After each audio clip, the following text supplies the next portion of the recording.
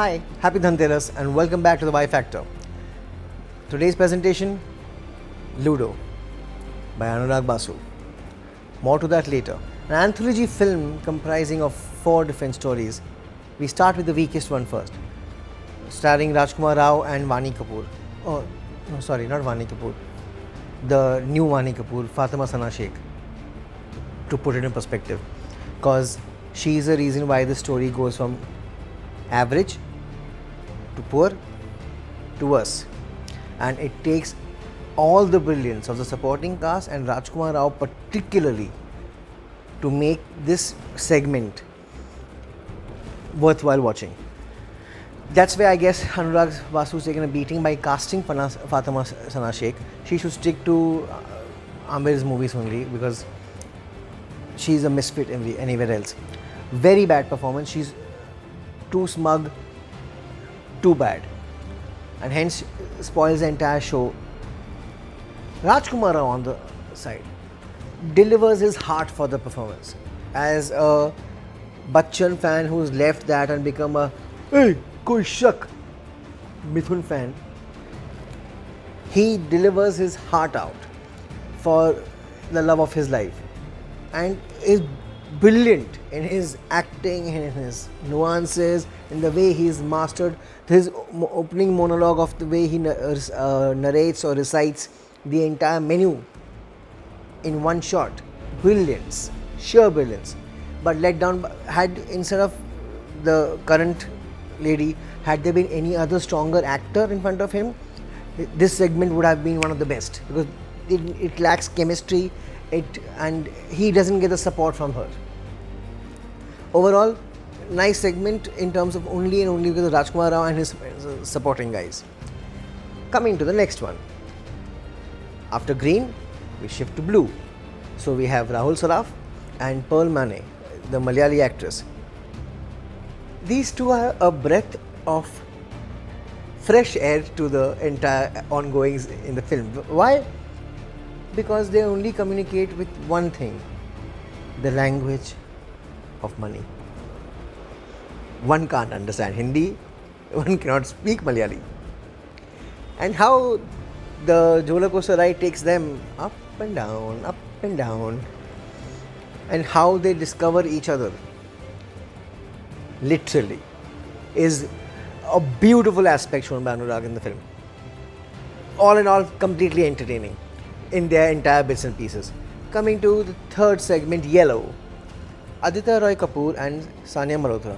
Sania Malhotra has been a whiff of fresh air ever since Dangal. She was even very good in Shakuntala. So she is a sparkle of energy in this film. Brilliant. And Aditya Roy Kapoor, I think I am watching him since Action Replay and Guzarish in 2010. Leave alone London Dreams before that. I think finally the man's acted, and you needed a director like Anurag Basu to get him to use his acting chops. Very nice performance.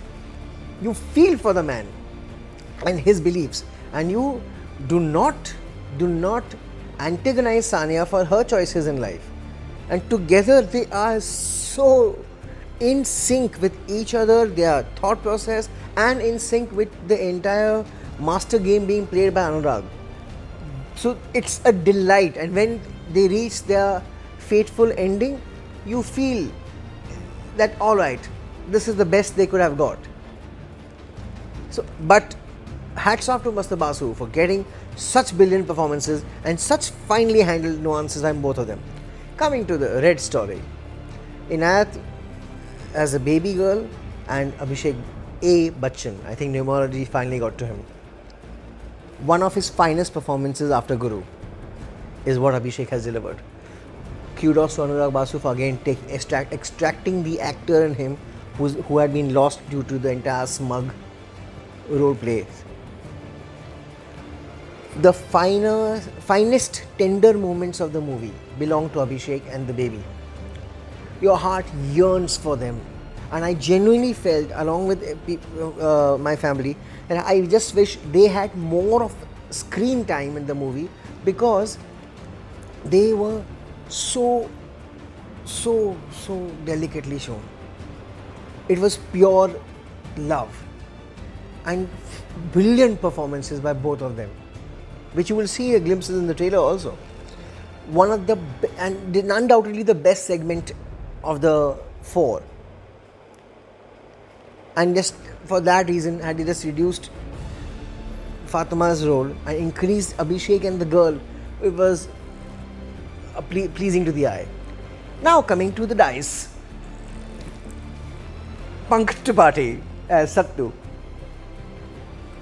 He is the narrator, you could say, he is the Sutradhar, he is the link which joins all these stories together. And he does it effortlessly. I think that is a statement now Pankaj must be used to by now, because every performance of him comes across after Newton effortlessly. But it is brilliant. Him along with Shalini Vatsa, the lady from Sacred Games and People Live and Gurgaon. Now you can't imagine the difference in these two had as a couple in Gurgaon and here on screen. Brilliant, yeah, like fire. And Pankaj Tripathi literally steals the show. Means the movie in terms of acting belongs to Pankaj, Abhishek and Aditya and Sanya. And then poor old Rajkumar Rao, because he is let down by a weak counterpart. But Pankaj Tripathi, as always, delivers, and he comes across as a man, as a cat with 9 lives, literally speaking.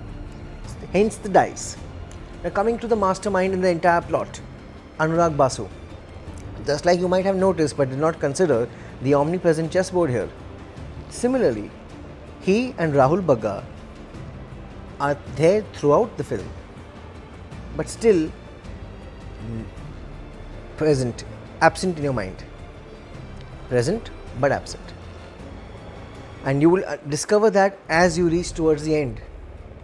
And that is the sheer brilliance of story, DOP and screenplay by Anurag Basu. The music by Pritham is effortless. It fits in so well in sync with the movie. Some of the songs are brilliant, especially the one pictures on Abhishek and the baby. But Anurag Basu, Anurag Basu, Anurag Basu. After Life in a Metro, Gangster, and Barfi.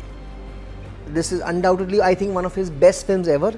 And this undoubtedly, I'll stick my neck out for this, the best film to have come in 2019 and 2020 collectively. I'm definitely going with a 4.5 on 5 on this.